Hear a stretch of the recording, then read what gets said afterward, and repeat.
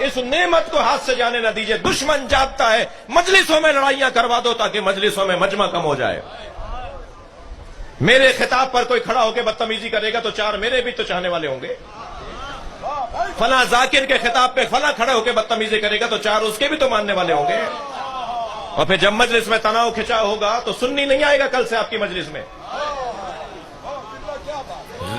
دوسرے لوگ نہیں آئیں گے. یہ تو آپس میں لڑنے سے باز نہیں آ رہے, ہم ان کی مجلس میں کیوں جائیں؟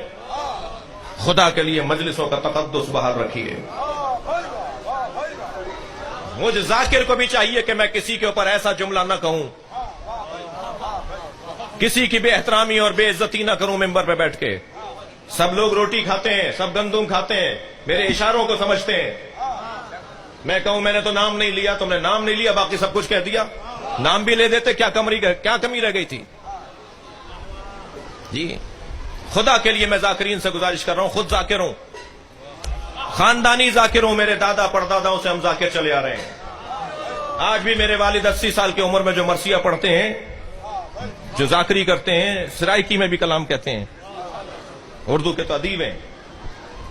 الحمدللہ مجھے فخر ہے کہ ہم اہل بیت کے نوکروں میں, اس ذکر کے نوکروں میں. خدا کے لیے ذاکرین سے گزارش کر رہا ہوں, علماء کرام سے, دانشوروں سے, شعراء سے, ممبر پہ بیٹھ کے ٹونٹ بازیاں نہیں کرو. اسٹیج پہ کھڑے ہو کے جملے نہیں کسو کسی کے اوپر.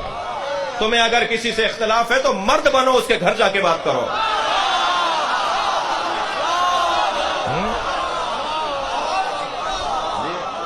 اگر تمہیں کسی سے کوئی اختلاف ہے تو خط لکھو اسے, فون کرو اسے بات کرو. یہاں آ کر لوگوں کو کیوں الجھا رہے ہو؟